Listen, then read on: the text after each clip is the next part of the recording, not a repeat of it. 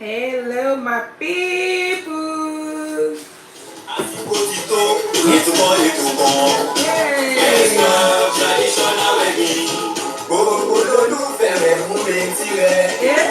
Let's love traditional wedding. Ẹ̀bùn lóríṣiríṣi many gives away. Let's love traditional wedding. Come on. Kí lorúkọ ètò náà? Let's love traditional wedding. Ètò ìgbéyàwó bàbá.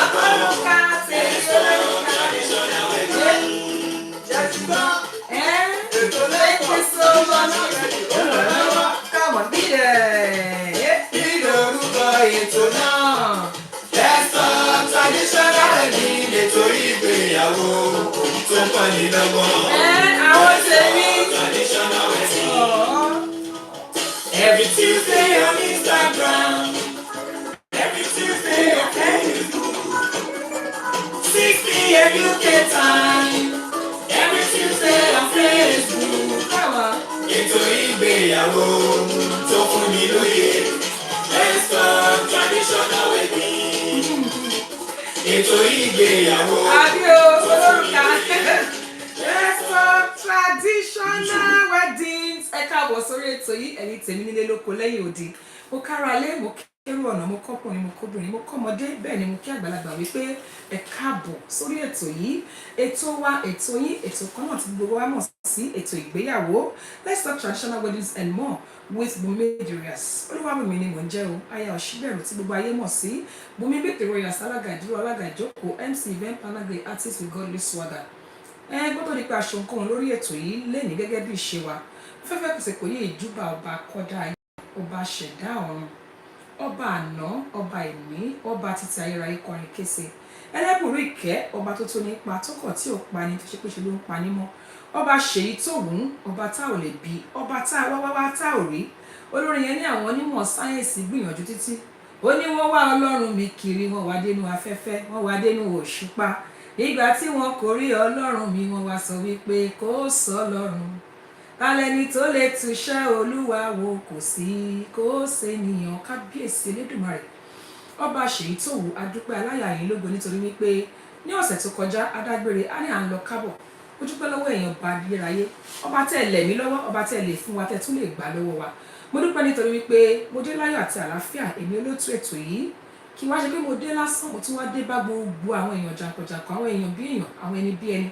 Ní orí ètò yìí mo bá wọn láyọ̀ àti àlàáfíà. Ẹ jẹ́ ká rohun gbé sọnù bí ò ṣe bí ọmọ.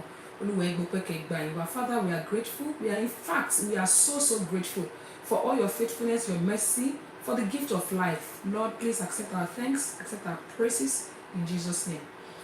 Mo tún wá fẹ́ fàsìkò náà dúpẹ́ lọ́wọ́ gbogbo àwọn èèyàn tí wọ́n jẹ́ igi lẹ́yìn ọgbà lórí ètò yìí, àwọn èjìká tí kò jẹ́ kẹ́rù ò jábọ́, àwọn tí wọ́n ṣagbátẹrù èpò yìí, pàápàá jùlọ iléeṣẹ́ Chorus Jewels and Laces, iléeṣẹ́ tó gbangba sùn lọ́yẹ́, iléeṣẹ́ tó ṣe wípé bẹ́ẹ̀ bá fàṣọ ìyàwó, tọmọ ìyàwó lẹ́fẹ́ ni, ti bàbá ìyàwó, ti ìyá ìyàwó, ẹ fẹ́ ṣaṣọ ìbí ni, aṣọ òkè lẹ́fẹ́ ni, iyùn ọrùn ni, ẹ̀gbà ọwọ́ ni, 13 karat gold lẹ́fẹ́ ni, aṣọ ọmọdé ni, tàgbàlagbà ni, aṣọ ìṣẹ̀ǹbáyé ni, àbáṣọ òde òní, ẹ kàn sí iléeṣẹ́ Chorus Jewels and Laces. Wọ́n fi kalẹ̀ sí UK bí ṣùgbọ́n kò sí ibi tí wọ́n kì í fi ẹrù wọn ránṣẹ́ sí. Iléeṣẹ́ Chorus Jewels and Laces àti ready to wear by Chorus Jewels and Laces. Iléeṣẹ́ yóò ní jóná, ó wáyé àmàròkè. Mo tún fàtí pé náà dúpẹ́ lọ́wọ́ iléeṣẹ́ Lazel Fabrics all the way from Dallas, Texas. Àwọn náà máa ń taṣọ bí lace lẹ́fẹ́ ní Ankara ní wà iléeṣẹ́ Lazel Fabrics. Àwọn fi kalẹ̀ sí Dallas ní Texas. Ẹ ṣe iléeṣẹ́ Lazel Fabrics. Iléeṣẹ́ Celebration International Magazine. Ǹjẹ́ ìyẹn ṣayẹyẹ yín tí ẹ fẹ́ kí wà nínú afẹ́fẹ́, ẹ fẹ́ kó wà ní orí ìwé pélébé tí à ń pè ní magazine. Iléeṣẹ́ Celebration International Magazine ní kẹ́kàn sí. Àwọn tẹ̀ tún máa wá bá yín yàwòrán gẹ́gẹ́ bí photographer, bí ẹ fẹ́ photographer bí videographer, ẹ kàn sí wọn. Celebration International Magazine by Babs. Ẹ ṣeun, ẹ kú gbogbo gbà. Iléeṣẹ́ yóò ní jóná, owó yẹn á máa ròkè. Mo tún fàsìkò yìí náà mo tún fi dúpẹ́ lọ́wọ́ iléeṣẹ́ First Rate Global tí wọ́n fi kalẹ̀ sí Ṣàgámù ní Rẹ́mọ ní Ògùn State ní Nàìjíríà. Ibi tó ti ń bá ní ralẹ̀, tó ti ń bá ní kọ́lé. Bóyá tẹ̀ tí Ọlọ́run jẹ́ ká bọ́ sọ́wọ́ alágbèédá, àwọn eléyìí nǹkan tó bá náà máa ṣe báyìí, òun náà máa ṣe. Àbẹ́yìn tẹ̀ tí nílẹ̀ kò fẹ́ ra block àbáwọn tí wọ́n fi ń kọ́lé, ẹ kàn sí iléeṣẹ́ First Rate Global. Iléeṣẹ́ wọn wà lórí Instagram, wọ́n tún wà lórí Facebook. Bí a tẹ̀ bá tẹ̀ wá wọn tí ò bá rí wọn, ẹ lè kàn sí mi, màá fi aago wọn, màá fún yín. Ẹ ṣeun. Mo tún fàsìkò ìdúpẹ́ lọ́wọ́ gbogbo àwọn èèyàn jàǹkàn. Kódà èrò ti pọ̀. Arábìnrin ìyàwó bàbá, what can I do without you? Ẹ ṣeun ẹ kú gbogbo gbà. Bukilicious alága ẹ ṣeun. Sisi Aláyẹyẹ ẹ máa ṣeun ṣeun mo dúpẹ́ o. Thank you so much Ìjẹ̀bú Fọláṣadé. Thank you for joining me on the show. Àti tèmi tó pẹ́ sí pé eré tẹ̀ ti pọ̀. Àwọn tó wà lórí Facebook, lórí YouTube, lórí Instagram, I'm trying to keep an eye on everywhere. Ẹ ṣeun ṣeun ṣeun mo dúpẹ́ ẹ kú gbogbo gbà. Ẹnìkan tẹ̀ ti fi ìpè ránṣẹ́ sí wa lórí Facebook àmọ́ a ò tí lè gba ìpè wọlé. We can't accept request yet. Please give us some few minutes to introduce the topic. Ìgbà yẹn la máa tó ní àǹfààní láti lè gbéyàn wọlé. Ẹ̀yin èèyàn mi ẹ ṣeun, thanks so much. Please, thank you. Show some love. We not always ask for a favor every week, week in, week out. Òní mo máa ń béèrè oore kan gbòógì pé kẹ́ bá wa fètò yìí ránṣẹ́. Please share. Click on the share button. And also on Facebook now you can give us star. Hey, star means we've been here for some time, and Facebook is allowing people to support us. And you will see a golden star next to your comments box. The back click here. You can give us star. 99 star means 99p, which means you can give us as many as possible to support us on this show. Nothing is too small. I'm a shining light. Thank you so much for joining. Thanks everybody. Ẹ má bínú sí mi. Thank you so much. Ká má bàa fi àkókò ṣòfò, ká má dóná pẹ́nu. Ẹ jẹ́ ká gbé àkórí ètò ti tèmi. Ẹ jẹ́ kí a gbé wọlé nítorí wípé a ò rí ọjọ́ mùsùlùkùn. Àròjọ́ mùsùlùkùn. Kó tó di pé a gbé àkórí ètò náà wọlé, ẹ jẹ́ ká kọ́kọ́ fi orin àkọ́kọ́ fi dárayá náà nítorí pé ní gbogbo ìgbà orin báyìí òun la máa fi ń gbé àkórí ètò wa wọlé. Ẹ jọ̀ọ́ mo tọrọ gáfárà o, ẹ má bínú. Mo ń gbìyànjú láti gbé orin mi wọlé ni. Somebody said Instagram stopped. Ẹ gbọ́, ta ló wà lórí Instagram? Can you hear me on Instagram? Me, I can see everybody. Please, if you can hear me on Instagram, kindly let me know, please. Àwọn kan láwọn ò rí Instagram mọ́ o. Irọ́, Instagram must not stop o. Please. They said they can hear you. Ẹ má bínú o. People said they can see you. They said we are good. Okay, let's go. All right, let's go. Ní ọ̀rọ̀ yẹ o. Mẹ́rẹ̀. Wọ́n ní Instagram wa okay. Ní ọ̀rọ̀ lọ́rọ̀ ayé.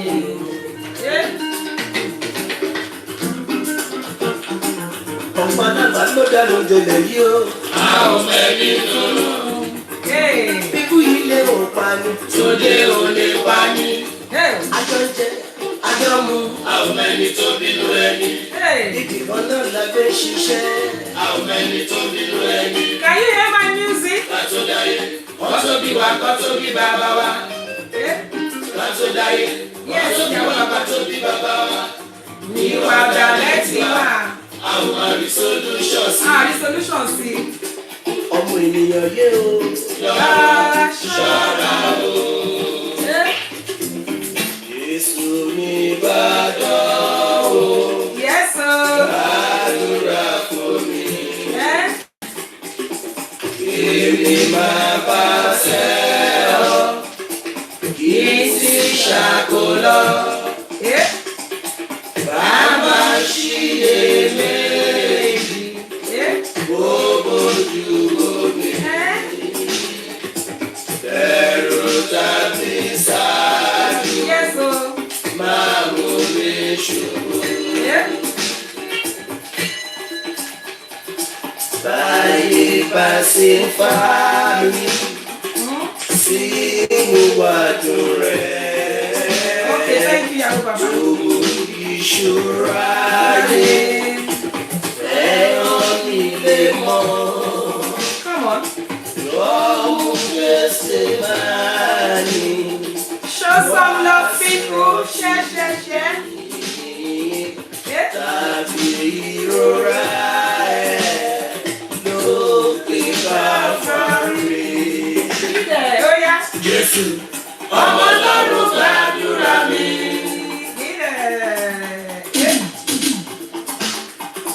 Mo ṣe o, orí mọ́ládé gbọ́dọ̀ mi yìí o. Jésù, ọmọ Ọlọ́run gbàdúrà mi.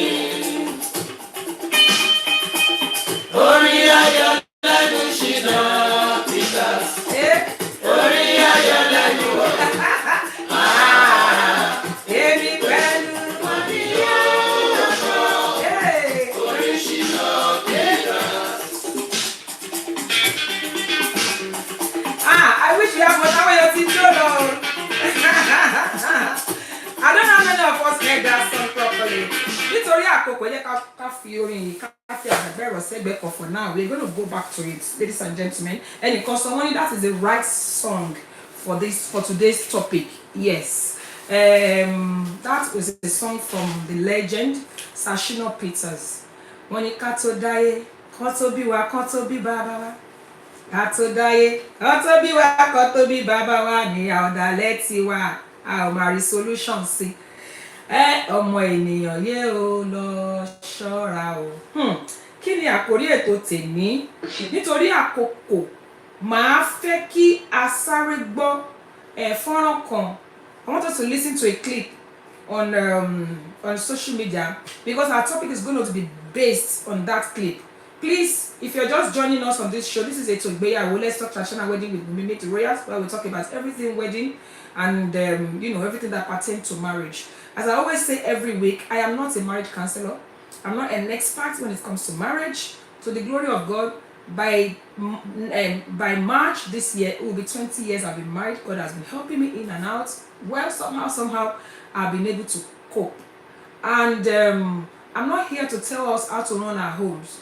But what we come here to do every week is so that I'll bring up a topic. You will have a conversation about that topic. Sọ fún wa kò tẹ́yìn lérò nípa àkórí ètò yìí nínú àsọ wọn bá díẹ̀ tí mo mọ̀.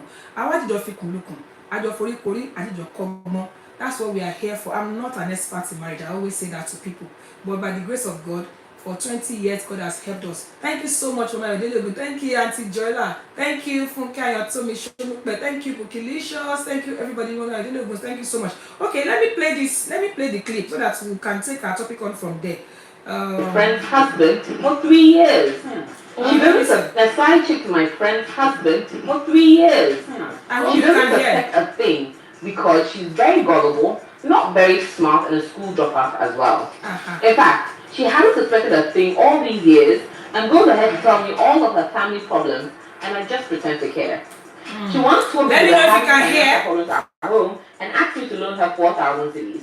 I simply texted her husband and asked for the money. He sent me 5,000 immediately, and I loaned her 4,000, which she paid back over 3 months.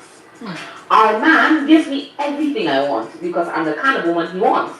I'm educated, beautiful, a powerful corporate woman, and above all, I know how to pamper a man. I am very attentive to his needs, and I nurture his ambition. She barely contributes to anything, can't help him progress, and is a housewife who doesn't even cook well. I am pregnant now, and she's very excited, as though she was the one expecting.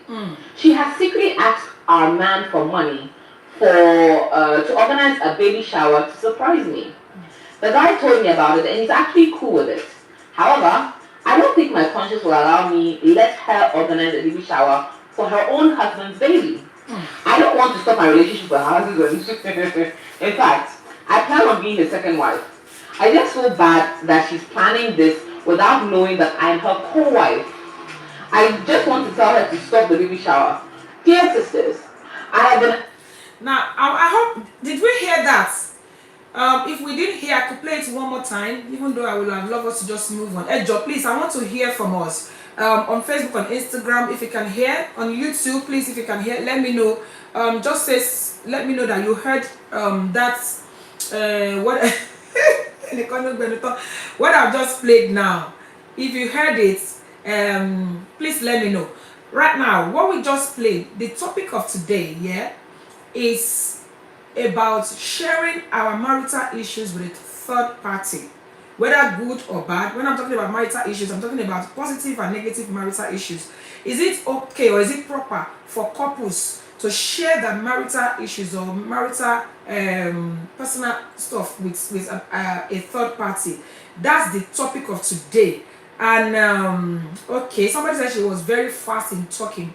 I'll probably have to play that one more time so that we could hear. Do you know that I've already put this topic up before I saw this clip?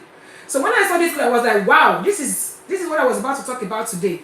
And I said, okay, let me just post it to people so that at least this will give us a clue about what we want to talk about today. I'm going to play it one more time, and I need us to be attentive this time around. I'll put it on a speaker to make sure that we can hear properly.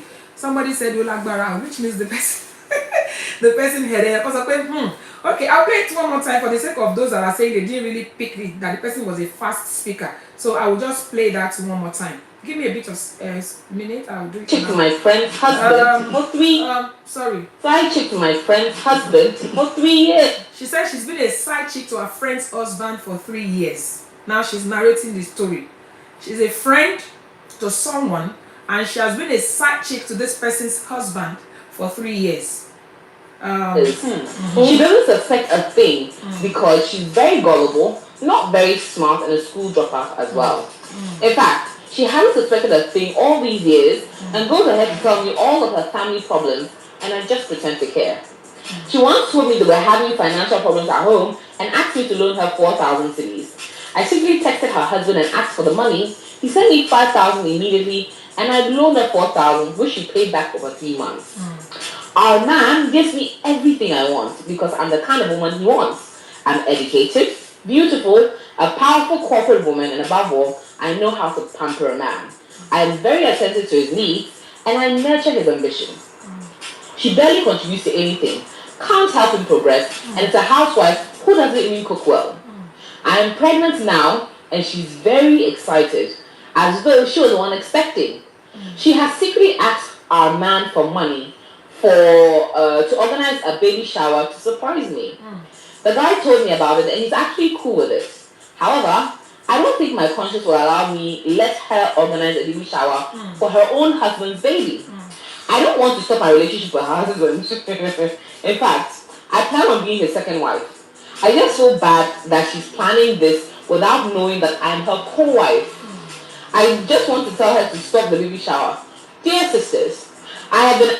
Now, that's what this person said. She said she's been a side chick to her friend's husband for 3 years, and her friend's husband, our friend doesn't know about it. Thank you, Bukenko or Stoppable. Thank you, ma.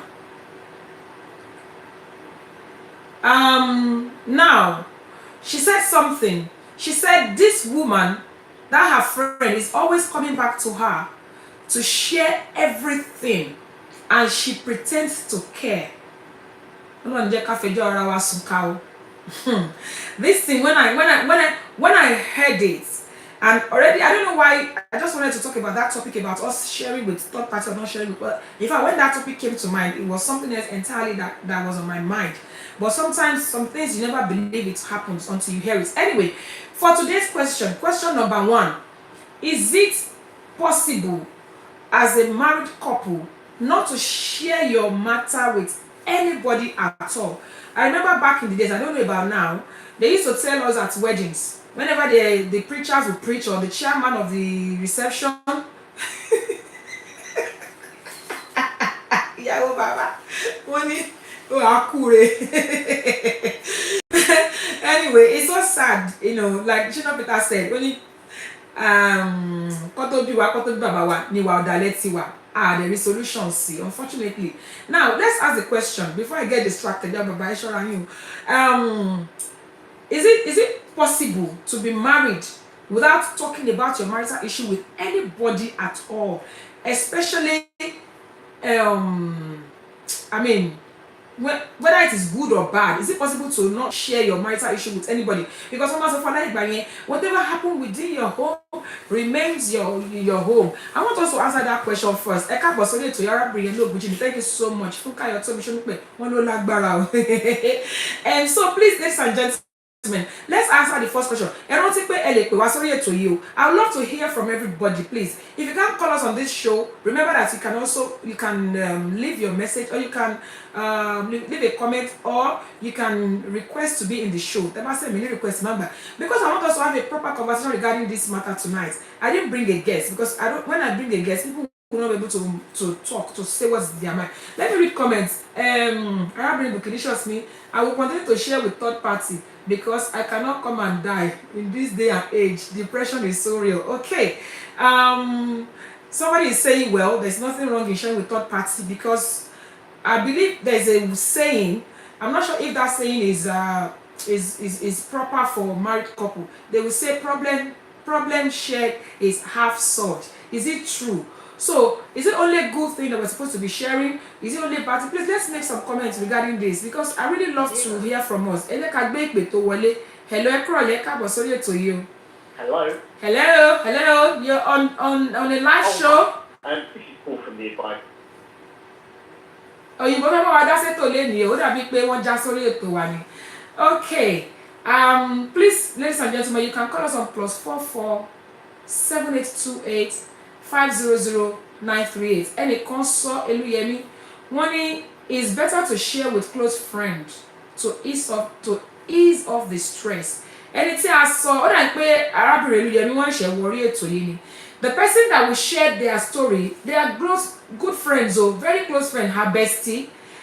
This person always go to her friend to share all her stories, not knowing that her friend has been befriending her husband, and she's even pregnant for her husband. So everything she comes to share to the woman take advantage of it. In fact, she said now that she's pregnant, this particular woman is trying to plan a baby shower for her. And then she even took the money from her own husband. She borrowed money to come and do baby shower for I mean, I don't understand. So nobody's saying it is good to share with third party, but make sure that it's a close friend and family. How do we know who is actually a close friend or a sincere friend? Yorùbá bọ̀ wọ́n ní ẹni ọ̀rẹ́ dà kó má ṣe bínú nítorí pé ẹni abínibí ń dání. You know, how do you know who to trust? How will you be able to know whether or not to trust this person? Oleni yìí sọ́nsìn ọ̀rẹ́ tímọ́tímọ́ òun ló ṣe lè fún ọ̀rẹ́. So, ladies and gentlemen, you can make a call on +44 7828 500 938. Does anybody have any experience or have you ever been in a situation of seeing someone that this has happened to? You know, so I would like to hear from us. So to tell us, you know, because somebody was saying, oh, they were for depression, we not to buy your customer now. You know, somebody said maybe your family thing or trust. So for this person that is talking, she must have trusted the person to a very reasonable extent for her to be telling her everything about her life. She even said, the woman said she pretends to care. Whenever she comes, she pretends to care. At one point, this woman went to tell her friend that only financial challenge. They have financial challenge in the marriage. And this woman borrowed her money.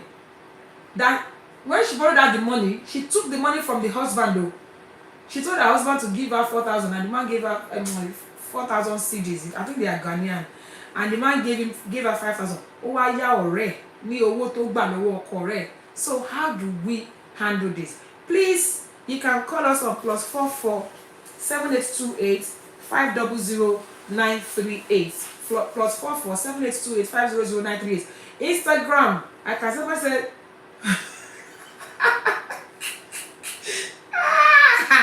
Elizabeth Fabrics, money, but I can talk to God though. At this juncture, we should talk to God. Yeah. Sometimes God is not going to come down from heaven to help us. It's really hard to trust anyone, but it's close family or friends. I think it's better to talk to the world. Somebody said only God can direct us. Thank you, Adefemi Ademulegu. Thank you, well done, ma. Let me read people's comments. So I want to hear from us. This thing is not only women to women. There are some men as well that will do the same thing, you know. And here, the reason why we always come here every week, as I said, is for us to share our experiences. So if you know, situations, has anybody ever found themselves in this kind of situation before, that you have trusted a friend about, your marital issue, and you have been betrayed. You're calling only agbára. Okay, now let's talk about how can we actually go about it? Ẹ ká gbé ìpè tó wọlé. Ẹ ká gbé ìpè tó wọlé. Hello, ẹ kúrọ̀lẹ́ mà o. Ẹ kúrọ̀lẹ́ olóòtú ẹ kú ètò. Ẹ káàbọ̀ sórí ètò yìí mà, ẹ rọra mà. Ẹ jẹ́ kí lórúkọ yín mo lẹ ti ń pè wá. Orúkọ mi ni Olúwamodúpẹ́ aya Fádìmú tí ọ̀pọ̀lọpọ̀ yẹn mọ̀ sí ìyàwó bàbá. Ìyàwó bàbá tí a, ladies and gentlemen, make some noise, show some Àwọn love. èèyàn ìyàwó jẹ̀bùdé o. Ẹ káàbọ̀ sórí ètò yìí mà. Mo ti ẹ̀kọ́ kọ́kọ́ ti yan olóòtú ẹ kú ètò ẹ Ẹ kú ṣé gbogbo mà, ìgbà. ẹ ṣeun mà. Kò ní fún yín, kò ní rẹ̀ yín Àmín o. mà, àmín mà, àmín. Olúwa púpọ̀ máa bá wa gbé yín lọ́wọ́ sókè ọgbọ́n tí ẹ fi mú àwọn ètò pàtàkì wá tó to ilé wá yìí. Ọgbọ́n èèyàn ní kú wọn yín lórí. Àmín, àmín Jùmọ̀rẹ́, àmín o, àmín ẹ ṣé gan ni. Ṣalé lè fẹ́ ti gbé jáde yóò ka bambari, ó lékè ìka, Bangkok beach. Sísà ní kọ́sọ́lẹ̀ kan wọ́n ló gbẹnu tán, eléyìí gbẹnu lọ. Mo ti wo clip yẹn tó after 10 times, ṣé mo yẹ wò níbi iṣẹ́ ni bẹ́ẹ̀ ni màá tún sáré wò, màá tún fi àwọn èèyàn pé come and listen to this, come and listen to this under this earth. Lágbà ọ̀run yìí náà, mẹ́fàlá ń ṣẹlẹ̀. Ṣẹlẹ̀ bó ṣe ń sọ náà pé kò sóhun tuntun lábẹ́ ọ̀run mọ́. Àwọn nǹkan tó ṣẹlẹ̀ yìí ó ti fi hàn pé òpin ayé gan ti fẹ́ẹ̀ dé tán. Sẹ́ni kò sí wípé èèyàn ní ẹnìkan pàtó téèyàn lè fi ọ̀rọ̀ lọ. Kò sí alábàásọ̀rọ̀ lọ kankan àfọlọ́hùn. Nínú ìgbéyàwó, àfi tó ní ẹ̀ bá máa jẹ́ kó yẹ òun gbẹ̀ nìkan lókun ló máa ní kò kí ń sí ìlà yìí lo nínú ìgbéyàwó. Ó wà. Ṣùgbọ́n gẹ́gẹ́ bí wọ́n ṣe sọ wa, ó ti fi yé wa pé the two cannot live except they agree. Tí o bá tí wọ́n ní fóòkìrì ò bá lanu aláǹgbá ò lè wọbẹ̀. Ẹ kọ́kọ́ gbọ́rọ̀ tí ọmọbìnrin yẹn sọ nínú nǹkan tó kú jáde tó fi qualify ọ̀rẹ́ ẹ̀ ni. Ó ní a food drop out. She doesn't know how to cook. She doesn't even know how to take care of herself. She's not a man's class. Kí ló kàn bẹ́ẹ̀ lọ? But àbọ̀ abálọ̀rọ̀ sí yẹn. So take the think of it. Èèyàn tó fẹ́ o ti mọ̀ pé ẹjọ́ nífẹ̀ẹ́ ara yín, ẹjọ́ ní class ara yín lẹ́ti papọ̀ pé ẹ fẹ́ di lọ́kọ láya. Bẹ́ẹ̀ ni, iṣẹ́ ní aníṣẹ́ ṣe gẹ́gẹ́ bí obìnrin, ọkùnrin náà níṣẹ́ ṣe. Kò sí trust lẹ́nìwíà. Àwọn àgbọn àti trust ara wa. Ṣòye ní ṣe nínú constitution yìí ọmọ tí ẹni tó gba ọkọ rẹ̀ yẹn ohun gbogbo ló lẹ́bi onípòbìnrin yẹn kò sí pé ó fọ̀rọ̀ lọ ló fi rí àgbàdì láti wọ inú ìgbéyàwó wọn. Gbogbo nǹkan tó kà sílẹ̀ yẹn kò sí nǹkan tó kàn bẹ́ẹ̀ torí ọkọ yẹn rí bẹ́ẹ̀ kó tó fẹ́ bẹ́ẹ̀ ó ní pé school drop out ni. But pé ká má lè fi ẹjọ́ lọ ẹnìkankan yẹn ó ṣe pàtàkì gẹ́gẹ́ fún wa bí sísá mi kìí ṣe ọ̀sìn àkànná kan máa ń da àwọn àtọ̀fẹ́ nìkan. Ó ṣeé ṣe kéèyàn rí èèyàn kan àbí èèyàn méjì tí wọ́n lè sọ fún bóyá òbí èèyàn. A ti gbọ́ pé ọmọ ẹ̀gbọ́n gba ọkọ àbúrò, ọmọ àbúrò gba ọkọ ẹ̀gbọ́n. Wọ́n ní àwọn fámìlì tó yẹ pé ọmọ ẹ̀gbọ́n fọ́ọ̀mù àbúrò lóyún. Wọ́n lè tó wọn kó onú ìlú kó lè lọ bí ọmọ yẹn. Wọ́n lè fi ọmọ náà out for adoption. Olùyàwó tí a mọ̀ ni. Ṣẹ́gẹ̀t ayọ̀gbọ́n náà ni bọ̀tá mọ̀ pé àwọn ọmọ méjèèjì wọn. Tó yẹ ní àdẹ̀gbọ́n náà ni fọ́ọ̀mù ẹ̀gbọ́n ní fọ́ọ̀mù àbúrò lóyún. Ó náà wá ṣẹlẹ̀ ṣẹ́rí mà. Ikọ́ tí Yorùbá ti lè fọ ọkọ ẹ̀ sọ tí ẹ̀ lè jọ sọ̀rọ̀ fúnra yín. Bóyá òbí tó bí èèyàn nìkan. Torí pé màmá mi ò lè wá gbọ́ ọkọ mi ní àwọn kò lè wá fẹ́ ọkọ mi. Wọ́n lè ti pass through ìgbéyàwó tèmi wà ní rí. Wọ́n ti ṣe nǹkan tó lè fi mi. Tó wá ní òye. Bóyá tó bá ti kọjá òbí èèyàn, mi rò kó tún ṣẹ́kù. Ẹni tí yàn lè fọ̀rọ̀ lọ, pásítọ̀ gan náà níwọ̀n pa ni. Torí kan tó máa sọ níwájú ọ̀tún, ó náà máa sọ níwájú òsì gbà ní inú ẹ̀yin méjèèjì bá dé ìpínlẹ̀ lè má bá yín lára mu. Bẹ́ẹ̀ni, bóyá tó bá ti kọjá òbí èèyàn, mú ọkọ ẹ mọ́ra, mú ìyàwó ẹ mọ́ra. Nǹkan tí ẹ bá ti lè sọ níbi tí ẹ ti lè bára yín sọ, ẹ gbọ́dọ̀ ò sọ. Ẹ ṣeun mà. Ẹ gbọ́dọ̀ ò sọ. Kò sí ẹni tí wọ́n lè fi ọ̀rọ̀ lọ. Eléyìí báyìí ti bẹ́ẹ̀ bẹ́ẹ̀ ló pé ọmọ ọkọ ẹ̀ tó tún gbú tó tún ṣe ẹmọ. Bóyá tó wọn bá ti kọjá Ọlọ́run, bóyá òbí èèyàn kò sọ̀rọ̀ ẹ lẹ́nu ìyà. Bẹ́ẹ̀ni. Ẹ ṣé mà, God bless you mà. Ẹ ṣé gan ni, ẹ kú gbogbo gbà. Àmín àmín ẹ ṣé mà, thank you so much. Ẹ ṣé, mo dúpẹ́ o ìyàwó bàbá ẹ ṣé gan ni, thank you mà, God bless you mà, ẹ ṣé mà, bye mà. Ẹ jẹ́ kí n sáré ka comment kí n tó fèsì sí nǹkan tí ìyàwó bàbá sọ. Ẹnìkan ní arábìnrin Fúnkẹ́ Àyàntóbi ṣó ní pé when it is very hard to trust anyone, be it close friend or family, I think it's better to talk to the one. Okay, I think I've read that comment before. Now she says some few things that I would like us to also talk about. One, according to this lady's story, I think the wife also needs to buckle up as in making sure you get yourself updated by looking after yourself, making yourself attractive to your husband. Okay, that's a good advice. But for a good friend, share solution wá ní pé kó wá gbọ́kọ ẹni yẹn ni. You can encourage your friend pé ọ̀rẹ́. For example, if somebody is a friend of mine is talking to me, maybe the husband is no longer showing interest, I can advise as a good friend. The solution is not for me to be dating your husband. The solution is for me to tell your husband, to tell you that, alright, you're not buckle up. You're not, I mean, when you marry your husband, you are a dropout. I mean, now your husband is in this position, you too, you can buckle up. So I agree with that, but she's not in the position to now use that as an opportunity to cheat, to be dating her husband. Now, I like what she said next. That is Funke Ayantomi Shonukwe. Thank you, ma. She said, the problem about telling parents is that you can forgive your husband, but your parents might not be able to forgive. That's a very vital point. Now, Ìyàwó Baba said it's very hard. Even gone nowadays, ayé ìgbà kan, èèyàn Ọlọ́run àbí olùṣọ́ àgùntàn kan, àbí àlùfáà kan, àbí pastor, àbí kankan, àbí àfáà, àbí ẹni tó bá jẹ́ imam, àbí kankan, la máa ní kéèyàn lọ fi ọ̀rọ̀ lọ. Ṣùgbọ́n láyé tá tẹ̀ tí wá wà yìí gan-an, àti rí àlùfáà tó fi àǹfààní pé ọmọ ìjọ wá ń fi ọ̀rọ̀ lọ òun, tó wá fi wọlé sọmọ ìjọ yẹn lára tó jẹ́ òun ló padà fọmọ ìjọ lóyún, níbi tí yẹn ti wá solution káàkiri. Àti rí àlùfáà tó jẹ́ pé ọ̀rọ̀ yẹn ló máa wá fi ṣe topic ìjọ kejì, tó jẹ́ wípé ọmọ ìjọ yẹn gan orí àfẹ́ lè yí nígbà tó bá rí pé ọ̀rọ̀ òun ni wọ́n fi ṣe topic níjọ kejì. Abukidisho says not all parents can think like this to be reported to. Okay, it depends on your parents. Otoni, that's another thing. Some parents might go extra length for you without informing you, and it's true. Another person says your parents might go extra length without informing you, and it might not end well. In fact, on the issue of that they may not forgive your spouse even after you are forgiving your spouse, it's very, in fact, as a sister, as a big sister, if my sister tells me about her husband, after she forgive her husband, I might still be having some people who she treats someone yummy. That's what they are trying to say, or as a mother. So sometimes as well, we need to be careful, but still, I remember recently that someone very popular, I cannot mention name, that passed away, that she's well known by everybody. She passed away because of domestic violence, and people were blaming her. She kept quiet, she didn't speak out. Why would she not speak out? And I can hear a lot of people nowadays saying, speak out, whoa, don't let them kill you in that marriage, oh, speak out, whoa. So where do we now stay? Should we say because we don't want the third party to know about our situation and be suffering in silence? You know, this particular thing that we are talking about is a very sensitive, very sensitive topic, but also very important. A lot of people have died in depression, and I think we should be able to. So I want us to have a conversation about, okay, fine, there has to be Yoruba bọ̀ wọ́n ní kò lè burú títí láyé. How can somebody suspect? Let me ask this question. How can I suspect? For example, how will I be able to know?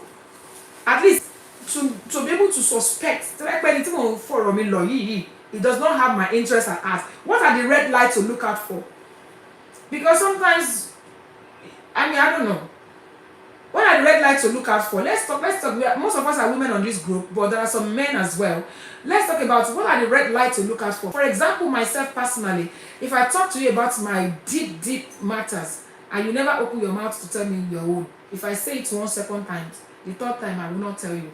Obviously, you can't tell me that everything in your home is perfect. So even if it's not about your home, there must be something that you should be confident to tell me about. I don't know if I'm wrong or right. So what's your take on that?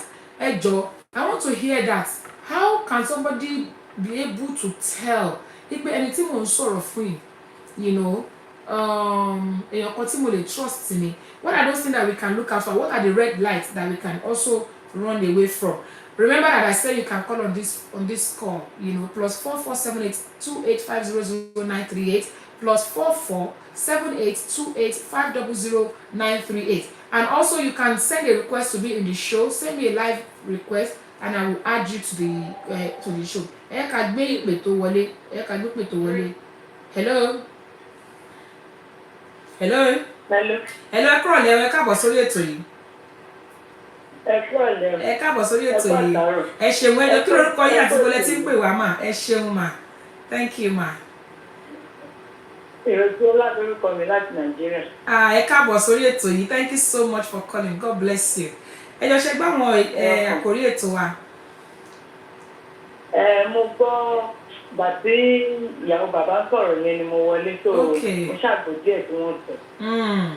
Èmi kọ̀ọ̀kan sọ wípé àtayébáyé ni èèyàn ti ń rojọ́ fún ẹni tó jẹ́ third party bá ṣe máa ń sọ.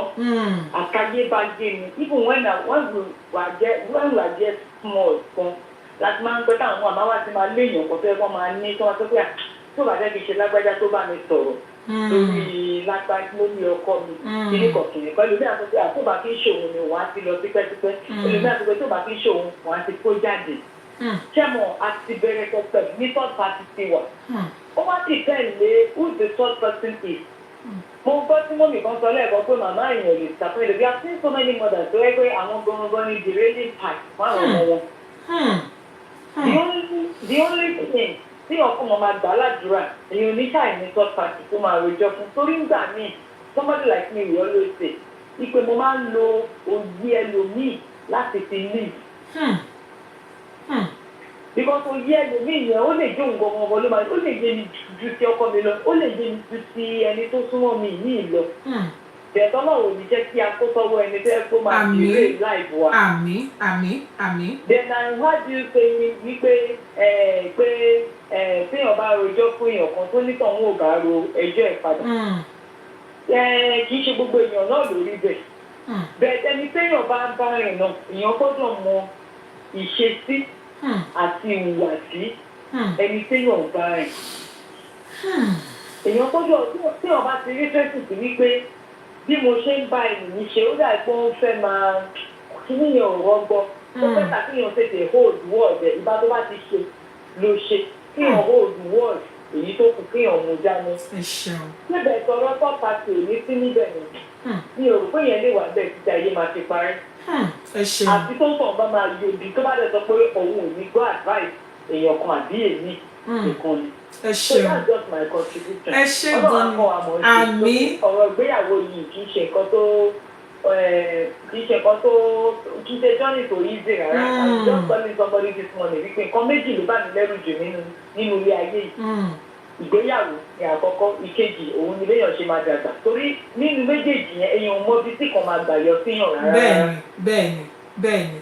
In 10 years, 20 years, 30 years, 40 years. Ẹgbọ́n pa àwọn míì nǹkan kan ṣẹlẹ̀ sí marriage wọn 40 years. Ẹ máa wọ́n dà sí àtẹ̀bọ́n gbé pàpà. After 40 years. Ẹ ṣeun. Ẹ ṣeun gan-an ni arábìnrin Retiola láti Nàìjíríà. Ẹ ṣé gan-an ni o. Ẹ ṣé ma. We really appreciate you for those very meaningful contributions. God bless you. Bye.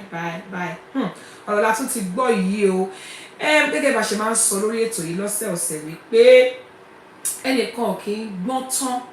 Ẹlòmíràn tún pè wọlé wọ́n tún ti wò ó from another angle àti wípé gbogbo pátápátá wọ́n léèyàn kí n báyàn rìn kó má mọ irú ẹ̀dá tẹ́nìyẹn jẹ́ even tó bá mọ orí ẹnìyẹn lẹ́sẹ̀kẹsẹ̀ tó bá yá with time èéfín ìwà ó máa fira ẹ̀ hàn wọ́n tó bá ti ṣàkíyèsí wípé ẹni yóò ṣe ẹni tí mo lè gbára lé ẹni yóò ṣe ẹni tí mo lè fọkàn tán kó ló ẹ̀ ṣe kí ni kó tètè ṣe wọ́n tún wá sọ̀kan kan sí wọ́n ní kì í ṣe gbogbo òbí àwọn òbí míì wà abiyagba ni wọ́n tẹ̀ kí n ṣàbíamọ òbí míì wà ọgbọgbọ ló máa tapo in fact nǹkan tó yẹ kó mọ́ faradà lé ọkọ òbí míì máa sọ fún ni pé kí ni ìyàwó ẹ̀yẹn bàjẹ́ gan àbọ̀kọ ẹ̀yẹn ò wúlò ó ṣe àwọn ìyá kọkọ dẹ́wà pé ìyá kan wà pé ìyá bọ́ǹvìtà ni wọ́n even kó tẹ̀lé pé ìgbọ́ tó yẹ kó fún mójú kúrò ńbẹ̀ just because of what they go to gain wọn ò ní báyọ̀ sòótọ́ ọ̀rọ̀ so it's true as well so one has to be careful that's the kind of parents that you have so torí kì í ṣọ̀rọ̀ pé à ń gbọ́kọ ara wa nìkan ni ó ń fà á tí là ń sọ even èèyàn tó bá ń tapo sí ìgbéyàwó èèyàn gan tó máa tapo sí pé gbogbo ẹ̀ tó bá gbọ́rọ̀ dọ́dọ̀ ẹ̀ báyìí bí kó bàjẹ́ ni ó ṣe máa gbarú nonsense yẹn ó ní bí èèyàn ṣe máa ń gbọ́rọ̀ kalẹ̀ I'm trying to read comment àwọn comment yẹn ń sá lọ èèyàn kan ní just pray for discerning spirit bẹ́ẹ̀ ni our mummy Ayọ̀délé Ògùn says only God can reveal people only God can reveal say people are so pretentious Ọlọ́run jọ̀ọ́ má jà tẹ́nítìkà some people can really be you will think this is the best you know àti lóríṣiríṣi Ọlọ́run má mú wa But as we have rightly said, we need to pray and we need to be careful. We need to pay attention, and we need to be sure that we are not, telling the wrong person our issues. Okay. I was also going to ask a question about, okay, how can one now know? I mean, how can one know what is worth sharing? Lóòótọ́ náà tún máa sọ pé kò ṣe gbogbo ọ̀rọ̀ náà láti kò ń ṣe gbogbo aṣọ náà láti máa ń sá lóòrùn, because sometimes people talk too much as well. Kò ṣe gbogbo aṣọ là ń sá lóòrùn. Some people say you have to say some and hold some, and some people say má fara pamọ́ fẹ́ òkú òkì fi ara pamọ́ fẹ́ni tó máa wẹ̀. So what do we really do? How do you know when to stop? I've seen someone that said that òun máa punish ẹ. Imagine ó máa sọ lójú òun, ọkọ òun ra mọ́tò fóun, ọkọ òun ra kíní kan fóun, ọkọ òun ra kíní kan fóun. That is where ibi tẹ́ni yẹn ti ṣẹ̀ nìyẹn o. Ibẹ̀ gangan ló ti attack ẹ pé how dare you? Ṣé wọ́n nìkan ló máa kọ́kọ́ lọ́kọ ni? Imagine that. So how do we know? Please, everybody is quiet now. And I can see that there's a lot of people. In fact, there's so many people on Facebook, so many people. Please, how can you tell when to stop? Lizelle Fabric says, even your best friend has another best friend.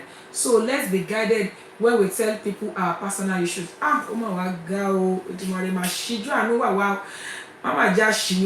so like somebody like this, I saw someone like to read what Lizelle Fabric said, that your best friend has a best friend. Now, talking about that as well, it's not just about this person come and befriend your husband or something. How safe is your secret with people as well? How safe is your secret? Mo ti gbọ́dọ̀ yàn kan àwọn ọ̀rẹ́ méjì kan jàre tí ìkan sọ fún kejì ẹ̀ wípé òun fọ̀rọ̀ pamọ́ sí ẹ lára lọ́wọ́ ó dẹ̀ sọ fún gbogbo èèyàn. Can you imagine? You're supposed to be my friend. You're supposed to be my confidant. Why are you telling everybody about my personal issues that I kind of confided in you? Do you know what the friend said? The friend said, if it is a secret to you and you that own the secrets cannot keep it, how do you expect me to help you keep your secrets? Lord have mercy. Please, it's so quiet. People, show some love. Click on the love emoji. I don't like when it's quiet. I know sometimes when people are having this, when they're enjoying a particular topic, people tend to be quiet.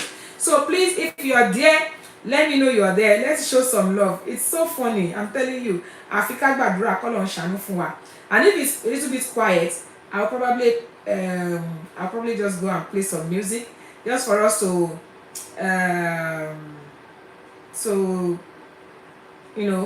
to gear ourselves up. Katufi this topic is deep. This topic is deep. It is well. I think the best thing is to pray for wisdom and to also, like somebody said, to ask God.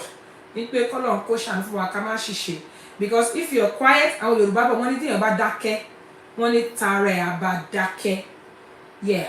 So at the end of the day, it goes both ways. Because I don't understand how anybody would, play music. Hello?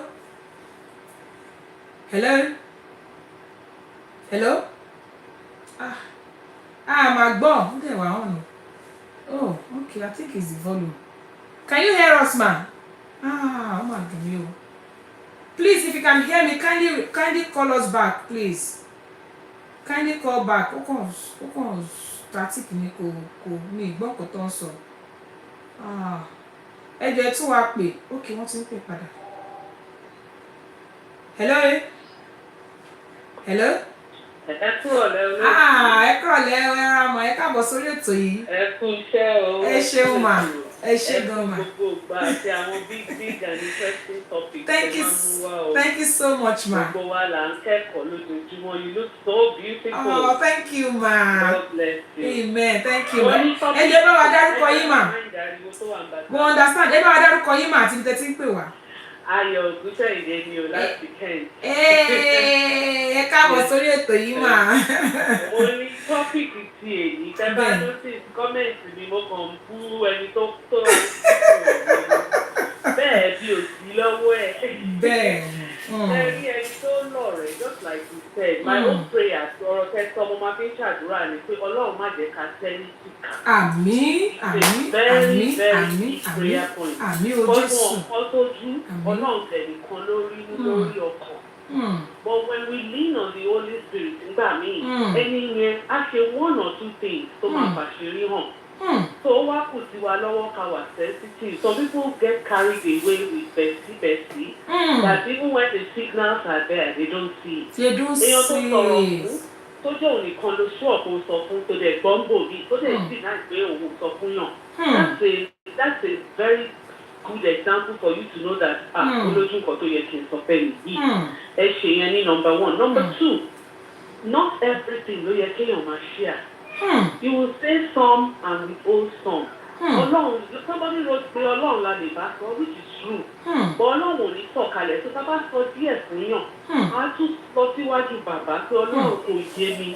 Afinimọ̀nà lọ́lọ́run kàn sí. Bẹ́ẹ̀ni. And he will definitely show us the way. Amen. Lẹ́yìn kẹta ni pé èèyàn téèyàn bá ń fi ṣe ọ̀rẹ́ fún ọdún mẹ́ta. Just like you mentioned, and I actually support that. Tó jẹ́ mi nìkan mò ń sọ̀rọ̀ mi fún mi gbọ́ kankan rí nípa sí.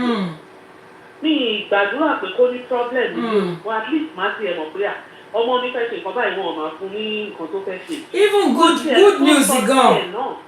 Ẹlòmíì gan good news. Nọ́ọ̀sì ẹni tó jẹ́ pé gbogbo ìgbà èmi ni mò ń gbọ́rọ̀ mi wá kò ní nǹkan òun ṣe bí ẹni pé gbogbo tiẹ̀ ní perfect kìíní bí ẹ kéèyàn fura sírú èèyàn bẹ́ẹ̀ yẹn. Kọ́lọ́run kọ́ wa kó dẹ̀ sọ wa sọ́nà. But there is no way ẹ bèrè question kan máa dáhùn yẹn náà. There is no way tàbí ní share nǹkan tá à ń gbójú. Ẹ ṣe mà. Impossible. Torí ẹlẹ́ran ara ni wa kó lù ẹ má lọ ní depression. Bẹ́ẹ̀ni. We have to speak out. We have to be able to share with people. But Kọ́lọ́run wá lead wa to the right person and also to know what to say. Gbogbo aṣọ kọ́là ń pa lóhùn. Bẹ́ẹ̀ni. Ẹ ṣe láwọn ìyá wa náà ń sọ̀rọ̀ tó kò ṣe gbogbo ẹ̀ náà ń sọ tán. Ẹ ṣe mà. Ẹ ṣeun. Ọlọ́run á kọ́ wa. Àmín o olórí àdúrà àmín Jésù ẹ ṣé gan ni mà. I dúpẹ́ God bless you ma. Thank you ma. Thank you so much ma. I really appreciate you. Ẹ kú gbogbo ìgbà. Ẹ̀yin èèyàn àwọn màmá wa mọ̀mí Ayọ̀délé Ògún Ayọ̀délé Alága wọn ni wọ́n pè wá wọlé tán sìn. Àwọn nǹkan tí wọ́n dẹ̀ sọ ó ṣe kókó gan ni. Wọ́n ní kò ṣe gbaṣọ làásán lórùn àti wípé kò ṣeé ṣe. Yorùbá bọ̀ wọ́n ní igi kan ò ń dágbó ṣe kò ṣe kó tó rọrùn láti máa dágbé gbogbo nǹkan sáyà àmọ́ Èdùmàrè ọba ọlọ́jọ́ ni kó má jà tẹ́lítì kà tíkẹ́ wọ́n ní my sharing partner thank you for joining etc cakes Alága Ayọ̀tíàtíà bẹ́ẹ̀ ni o somebody said if you disappoint me once you can't get away with it in the second time off I go away it's true gẹ́gẹ́ bí nǹkan tá à ń sọ lẹ́ẹ̀kan pé ẹlòmíì tó bá fi gbogbo nǹkan lé lọ́wọ́ á sọ̀rọ̀ níta then alára tí màmá wa Ayọ̀délé Ògún sọ tí mo máa tún sọ díẹ̀ nípa ọgbọ́n ọmọdé tèmi tí mo ní gẹ́gẹ́ bí mo ṣe máa sọ lórí ètò yìí wípé mi ò gbọ́n o èmi náà wá kọ́gbọ́n bí ni òun ni wípé wọ́n sọ̀rọ̀ kan lẹ́ẹ̀kan wọ́n ní tí ó bá jẹ́ pé ìwọ nìkan ni mò ń sọ̀rọ̀ mi fún you are the one I confided in concerning this particular issue I'm not supposed to hear it outside tí bá dẹ̀ ti gbọ́n ta mo ti mọ̀ kó wọ́n ló sọ but if you are the type that tell this how will you be able to know who exactly talked about the matter and that's one thing again that I do. I have my very good friends that I confide in but if I hear that particular incident outside I know that definitely without any doubt it must be from this person because I don't go about sharing my issues with everybody but there are some people that talk too much wọ́n dẹ̀ ní pé kò ṣe gbogbo ẹ̀ náà ni aṣọ náà lè yan sá lórùn àsáwọn kan lórùn wàá dẹ̀ fi àwọn kan náà wàá fi wọn wàá sá wọn síbi tí kò ti sóòrùn púpọ̀ àmọ́ ju gbogbo ẹ̀ lọ gẹ́gẹ́ bí nǹkan tí gbogbo èèyàn ti ń sọ láti ẹ̀kan wípé a nílò ọgbọ́n a nílò discernment of spirit Ọlọ́run Olódùmarè kó má mú wa ok ká fi orin yìí ká tún fi support nǹkan tá à ń sọ lẹ́yìn Ọlọ́run kó. lára ìsímọ̀ ìjìnlẹ̀ ó dàbí àlejò tó dóríta mẹ́ta tí ò mọbi tó máa yà sí ọgbọ́n ìmọ̀ òye tí lọ síwájú fi máa dé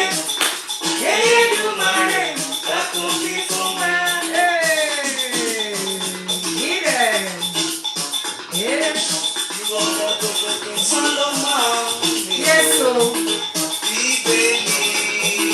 Yeah. Come on. Yeah.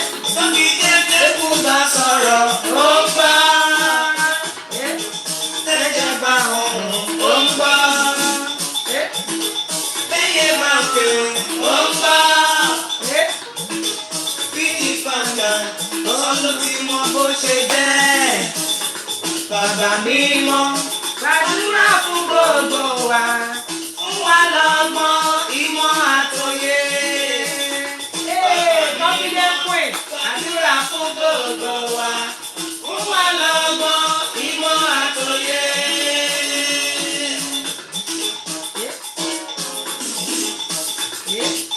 Give them. Bàbá mímọ́, gbàdúrà fún gbogbo wa, fún wa lọ́gbọ́n, ìmọ̀ àtòyé. Bàbá mímọ́, gbàdúrà fún gbogbo wa, fún wa lọ́gbọ́n, ìmọ̀ àtòyé. Yes, so. Tayo Kujore. Mamu gègé, bàbá wa kọ́ mi, torí mo mọ̀ ọmọdé ni mo jẹ́.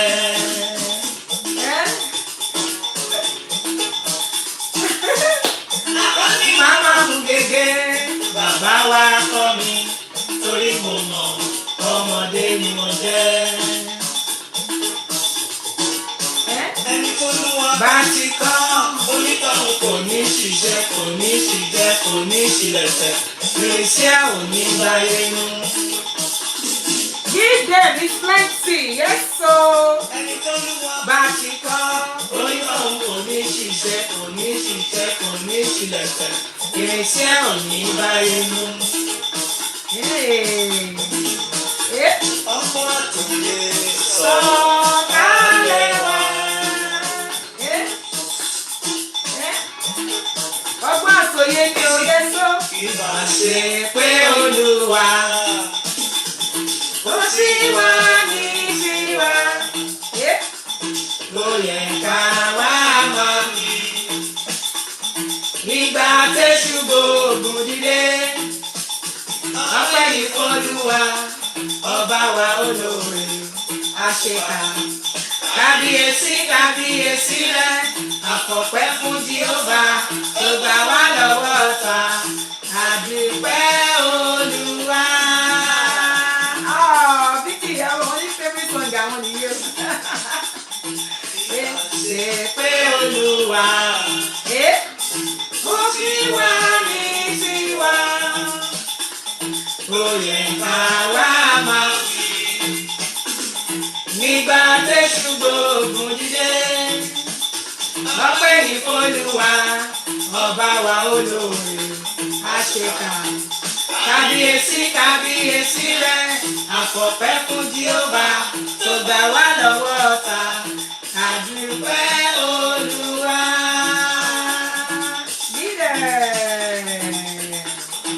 All right, because of time, let's just put a stop to that song. That's from our father. May his soul rest in peace. Dayo Kujore. Ó ní ọgbọ́n pẹ̀lú òye sọ̀kalẹ̀ wá, ọgbọ́n àtòyé. Ẹni t'Olúwa bá ti kọ́, onítọ̀hún kò ní ṣìjẹ, kò ní ṣìṣe, kò ní ṣìlẹ̀tẹ̀. Irinṣẹ́ ò ní báyé nú. Why did I play that music? Because when it comes to this issue that we're talking about, it just takes the wisdom of God. You know, may we not find ourselves in a situation whereby somebody that is not even half as clever as you will now be the one teaching you what to do. Ọlọ́run má jẹ́ ká bára wa ní ipò tó jẹ́ wípé ẹni tí ò gbọ́n tó wa, àwa máa kọ́ wa. Àwọn ọ̀rọ̀ kan wà tó jẹ́ wípé o ò lè dá gbé sára no matter what. Gẹ́gẹ́ bí àwọn tí wọ́n pè wọlé tí wọ́n ti sọ, it's not easy. Sometimes when you share the burden, it lifts. Not being able to talk. We've heard about people that have died in silence. You know, we've heard about people that have been killed in the marriage because all in the name of share issue, marital issue, it is against my kiniko. I don't talk about what happened between me and my husband outside. Even good things, even good things, you just want to share it sometimes. But like that song said, may we not share our important issues with the wrong person, with someone that we go and hate. That person that clip, definitely is a very dangerous person. And I don't understand how somebody will be your husband's side chick for 3 solid years without you knowing. Àmọ́ Yorùbá bọ̀ wọ́n ní àgbọ̀n tó ẹni tó ń ṣọ́ wa. Ọlọ́run má jẹ́ ká kó sọ́wọ́ ẹni bí ká má kó sọ́wọ́ ẹ̀ka. They are not going about telling people she's not this, she's not that, she's this, she's telling me everything that is happening. She even went to the extent of the woman went to tell, and there's sometimes in a marriage as well, wọ́n ní tó gírí ò bá lanu, aláǹgbá ò lè wọbẹ̀. I mean, why would any man not, you don't look after your family, you don't look after your wife, you have a side chick who happens to be your wife's best friend, and now you're telling your wife that you have a financial problem. The wife, out of care and love, went to her best friend to go and borrow money to support the family. Can you imagine? And the friend said, oh, don't worry, I will get you the money. And guess who gave her the money? It was the husband. Can you imagine? Already the woman has an enemy within. I feel so sorry for the woman. Now the woman is now saying, my conscience is not going to let me make her do baby shower for me. Your conscience did not prick you when you were sleeping with her husband for 3 years. May the Lord have mercy on us. A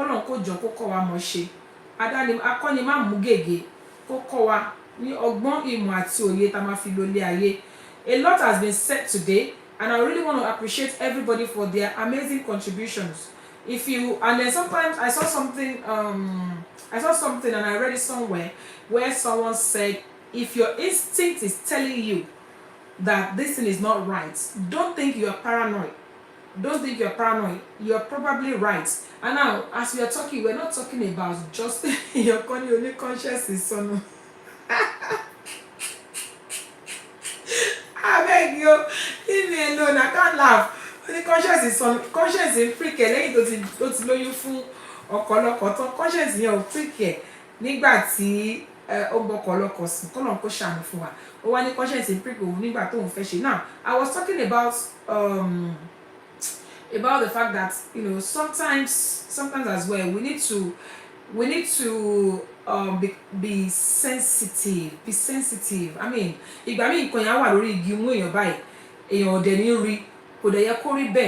you know. I'll take this last call before we close for tonight. Thank you so much, everybody, for your custom. Hello, Ekrole, káàbọ̀ sórí ètò yìí o. Hello, Ekrole. Ekrole ma, ẹ káàbọ̀ sórí ètò yìí. Ẹ jẹ́ bá wa dárúkọ yín àti tẹ́ tí ń pè wá mà. Ẹ káàbọ̀ sórí ètò yìí mà. Thank you so much. Ètò yìí lágbára lẹ́yìn o. Ẹ ṣé mà. Thank you.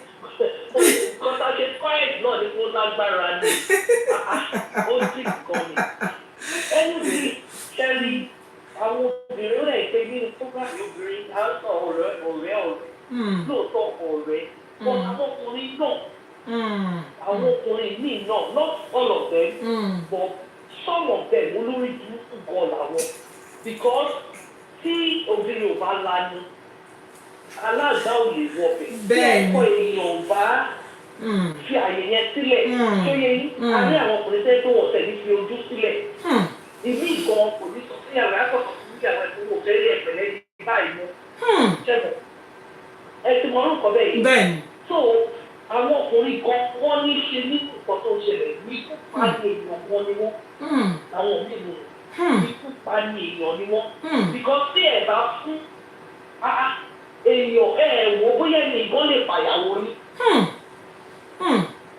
Because èmi ti rírú ẹ̀ ni mo mọ ẹ̀ nínú ìlú ìlú ti ṣẹlẹ̀ bí wọ́n ṣe ń pa.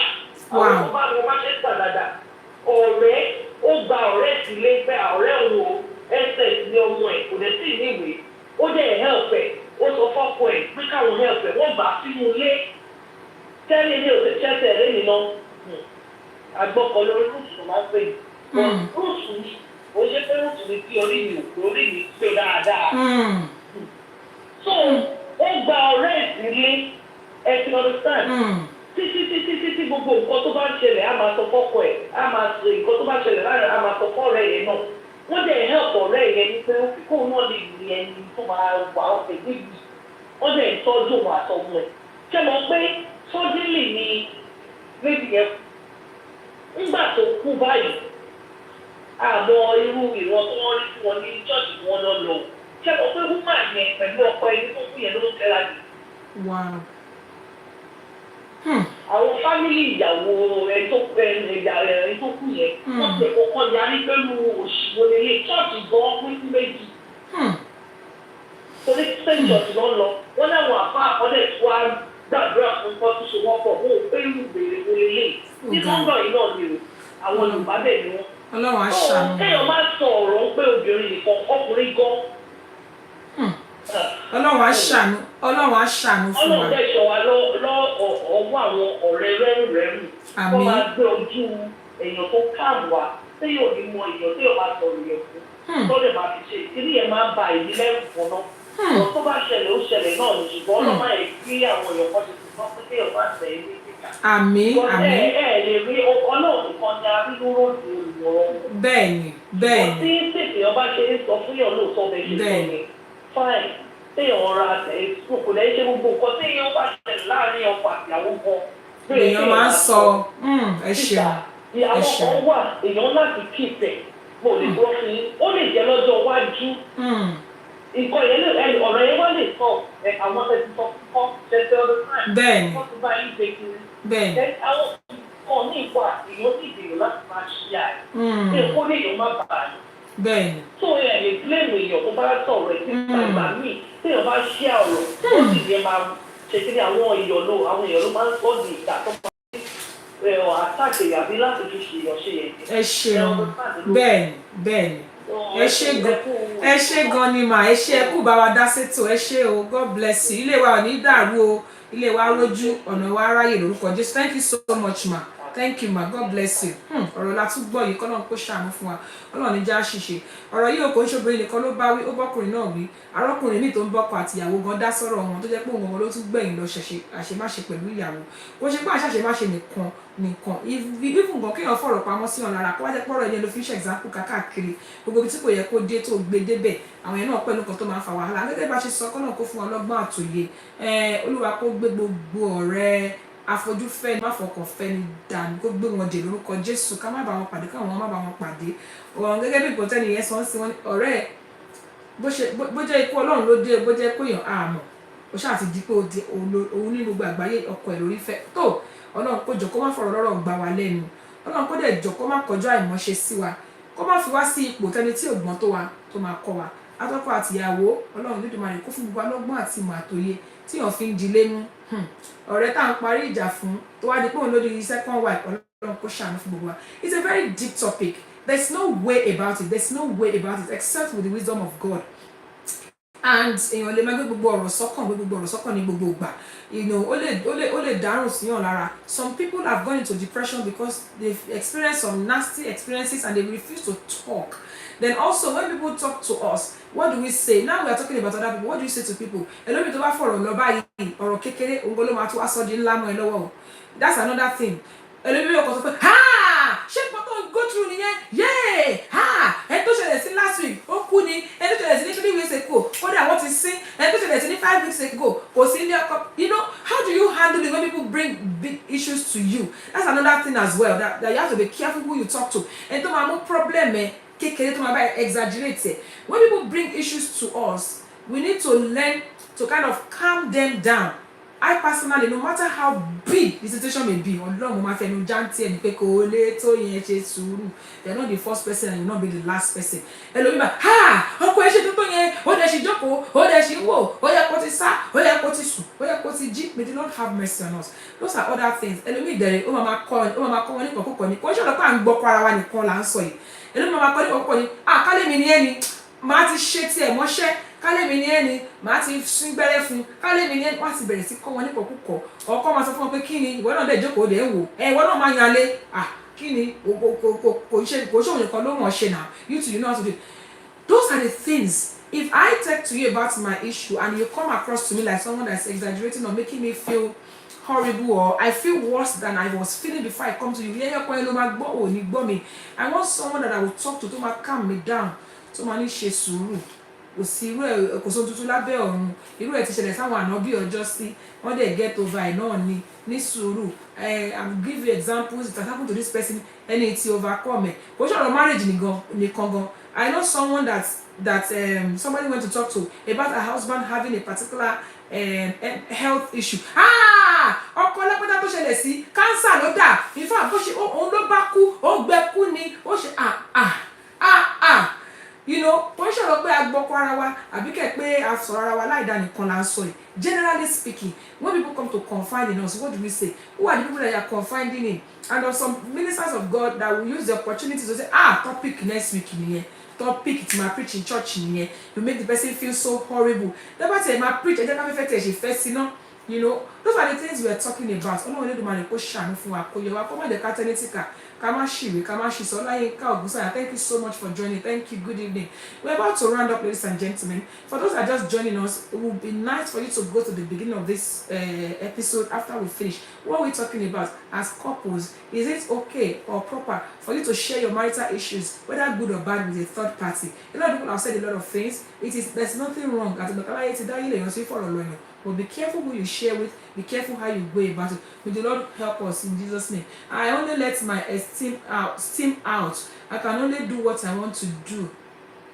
not what a friend advised me on èèyàn lè kọ́ mi mọ́ tinú mi it's true but sometimes if you know what to do you probably will not even bother to tell the person so we have to be careful we need to learn on how to handle things olúwa kó ṣọ́ wa ó máa ń mú ní gbogbo ọ̀sẹ̀ wípé ká jẹran pẹ́ lẹ́nu àmọ́ òun fàánà fún yìí náà ṣáá òun ni kò kí ń gbà fún wa ó wù mí bó jẹ́ pé a tún ṣì tún bá ètò yìí lọ àmọ́ gẹ́gẹ́ bí ìṣe wa á láti fàdàgbà ètò yìí rọ̀ síbì kan tó lápẹẹrẹ ó dúpẹ́ lọ́wọ́ gbogbo àwọn tí wọ́n ti bá wa dá sétò léèní o àwọn tí wọ́n ti pè wọlé pàápàá jùlọ àwọn tí wọ́n pè wọlé thank you so much I really appreciate you mo tún fàsìkò yìí náà dúpẹ́ lọ́wọ́ gbogbo àwọn iléeṣẹ́ tí wọ́n ṣagbátẹrù ètò yìí pàápàá jùlọ iléeṣẹ́ chorus jewels and laces iléeṣẹ́ tó gbangba sùn lọ́yẹ́ níbi tí wọ́n ti ń ta oríṣiríṣi aṣọ àti ohun ẹ̀ṣọ́ iléeṣẹ́ chorus jewels and laces ẹ ṣeun laser fabrics all the way from Dallas Texas ẹ ṣeun iléeṣẹ́ celebration international magazine àdúpẹ́ kí gbogbo wa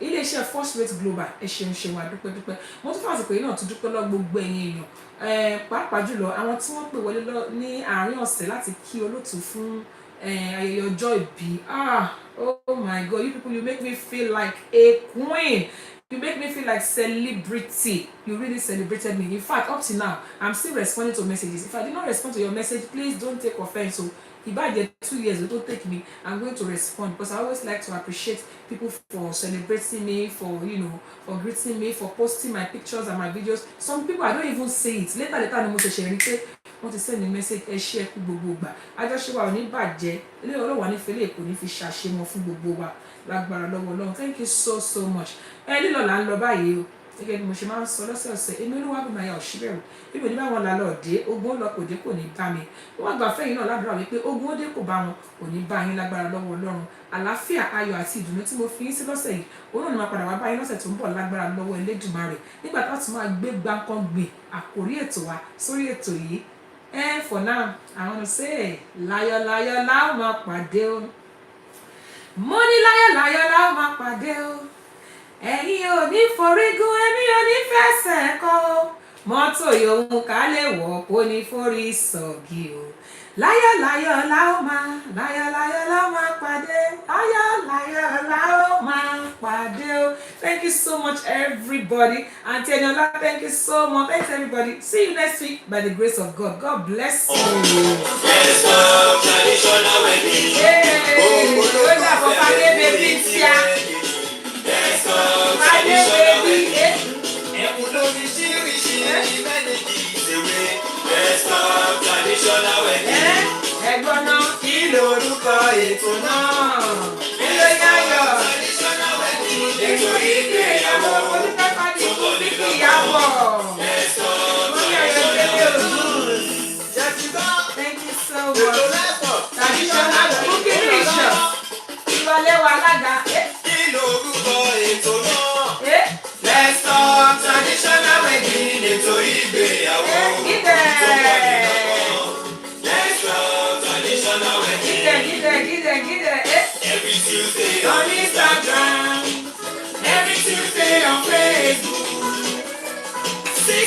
UK time.